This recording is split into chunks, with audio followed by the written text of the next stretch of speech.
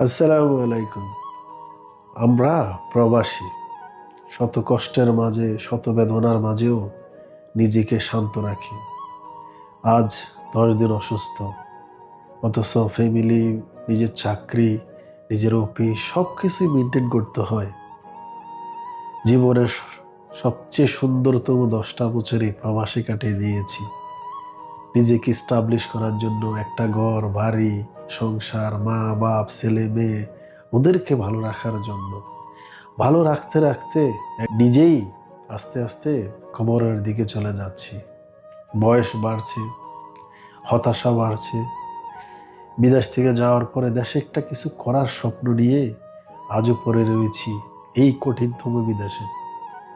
আহ, এই কষ্টটা কোনো প্রবাসী ছাড়া কেউ বুঝবে না।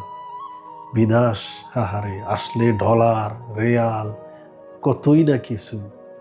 যখন আপনি আসবেন তখনই বুঝতে পারবেন বিদেশ কি জিনিস। আহ, বিভিন্ন কোম্পানিতে কত স্বপ্ন নিয়ে আসে, আসার পরে কত ছেলে কান্নায় নিজেকে জড়িত করতে আছে। বাড়ির থেকে প্রেশার, কিস্তি, লোন নিয়ে এসেছে, এখানে কাজ নাই, কাম নাই, কতই না বেদনা। এই কষ্টগুলা সহ্য করে নিজের শারীরিক অসুস্থতা সবকিছু মেনে আবার ডিউটি শেষে রান্না করা, রান্না করে খেতে যাওয়া। কাজের টাইম চলে যায়, দিন চলে যায়, রাত চলে যায়, ঘুম শেষ হয় না। এটাই প্রবাস। এত সহজ না প্রবাস। দিন শেষে সবার কাছে আপনি দোষী। টাকা দিতে পারলে সবাই ভালো, টাকা নিয়ে দিতে পারলে নিজের ছেলে কোন, মেয়ে কোন, মা কোন, বাপ কোন, আত্মীয় স্বজন কোন, সবাইয়ের কাছে আপনি দোষী।